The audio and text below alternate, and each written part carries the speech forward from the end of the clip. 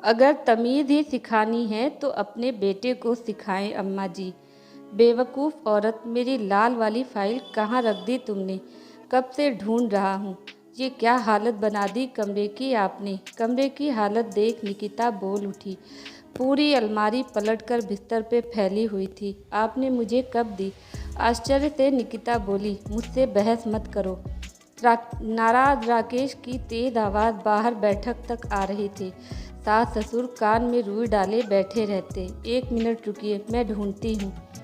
इधर उधर निकिता ने नज़र दौड़ाई और बेड के पास ही फाइलों में दबी लाल फाइल मिल गई। निकिता के हाथ से गुस्से में फाइल छीन राकेश बिना नाश्ता किए ऑफिस चले गए। दुखी निकिता ने भी सास ससुर को नाश्ता खिला रसोई समेट दी।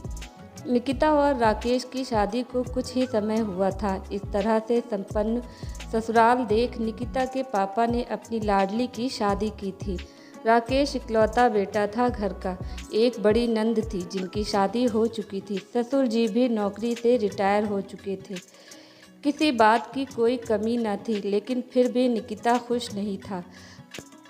कारण राकेश का व्यवहार था। जब मूड ठीक होता तो बहुत प्यार से पेश आता और मन मुताबिक कुछ ना हो तो गुस्सा 7वें आसमान पर होता और जो जी में आता निकिता को बोल देता। 1-2 बार निकिता ने अपनी सास से कहा तो उल्टा निकिता को ही सुनना पड़ा। मर्द तो ऐसे ही होते हैं, तुम मौका ही क्यों देती हो। शांत स्वभाव निकिता, घर में कलेश ना हो ये सोच चुप लगा जाती। बिस्तर पे लेटी सुबह की घटना के बारे में सोच रही थी कि फ़ोन की घंटी बजी। बेमन से देखा तो रीना का नंबर फ्लैश हो रहा था। आज अपनी प्यारी सहेली का नंबर देखकर भी निकिता के चेहरे पर कोई खुशी नहीं आई, ना ही फ़ोन उठाने की इच्छा हुई। थोड़ी देर बाद रीना का कॉल वापस आया तो निकिता ने ये सोचकर कि कोई ज़रूरी काम तो नहीं, फ़ोन उठा लिया। दूसरी तरफ से हमेशा की तरह चहकती रीना थी। कैसी है निकिता? ठीक हूँ रीना, तू बता कैसी है? चल तैयार हो जा, कल आ रही हूँ तेरे घर, एक रात रुकूंगी। कुछ ऑफिस का काम तेरे ही शहर में निकल गया है। चल कल मिलती हूँ। और रीना ने फ़ोन रख दिया। निकिता को कुछ कहने या मना करने का मौका ही नहीं मिला। शाम को राकेश घर आए तो गरम गरम समोसे और जलेबी लेकर आए। हाथों में समोसे जलेबी का पैकेट देख निकिता समझ गई अभी मूड ठीक था राकेश का। चाय नाश्ते के बाद निकिता ने रीना के आने की बात घर में सबको बताई। मूड अच्छा था तो राकेश भी निकिता की सहेली के आने की खबर सुन खुश हो गए। अरे ये तो अच्छी बात है, आने दो और तुम भी तैयारी कर लो, आखिर पहली बार कोई आ रहा है तुम्हारे मायके से। राकेश की बात सुन निकिता को थोड़ी तसल्ली हुई। खुशी खुशी अपनी सहेली के आने का इंतज़ार करने लगी। अगले दिन रीना आ गई। चुलबुली रीना, बातूनी रीना ने पल भर में ही निकिता के सास ससुर से घुल मिल गई। जब राकेश आए तो वो भी बहुत सलीके से मिले रीना से। निकिता भी खुश थी। रात को खाने की सारी तैयारी निकिता ने कर ली। टेबल पर खाना लगा दिया और सबको सर्व करने लगी। इतने में सब्जी के डोंगे से थोड़ी सब्जी राकेश के हाथों पे गिर गई।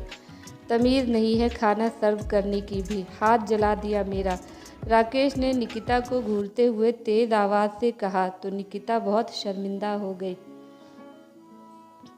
निकिता तो कहीं से आपकी सहेली लगती ही नहीं। रीना जी, आप इतनी स्मार्ट और आधुनिक, और निकिता को देखिए, खाना तक ढंग से सर्व करना नहीं आता। जहाँ रीना दंग रह गई।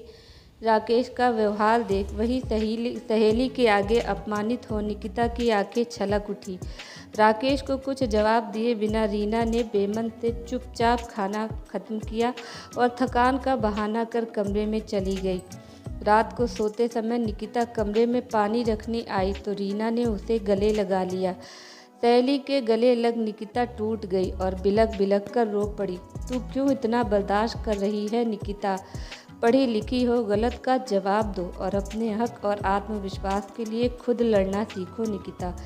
कहना आसान है रीना, करना उतना ही मुश्किल। कुछ मुश्किल नहीं है निकिता, बस हिम्मत चाहिए सही को सही और गलत को गलत बोलने की। बिना कुछ जवाब दिए निकिता वापस चली आई।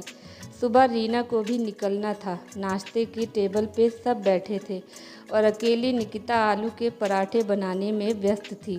रीना ने मदद करनी चाही तो सासू माँ ने ये कह के रोक दिया कि 4 लोग के पराठे भी अकेले नहीं सेक सकती क्या?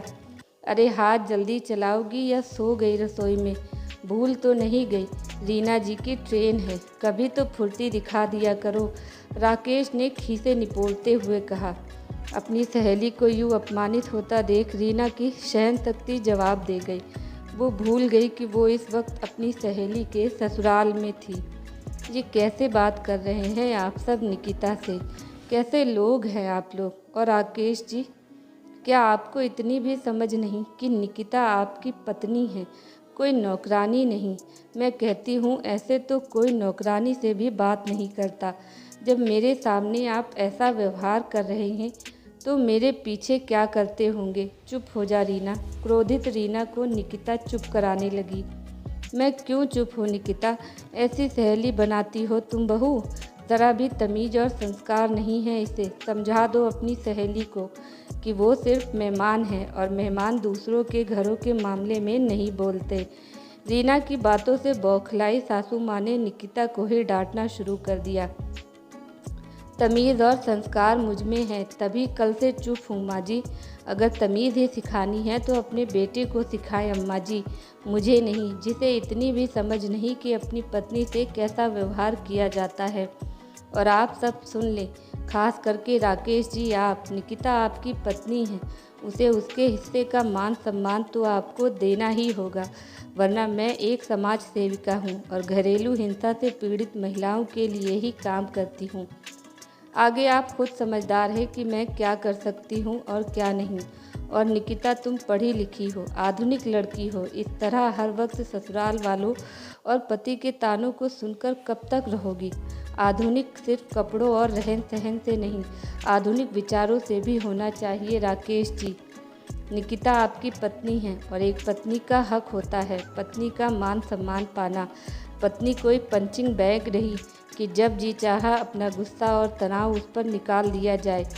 रीना की बात सुन राकेश बेहद शर्मिंदा हो उठा। अपनी गलती उसे साफ साफ दिख रही थी।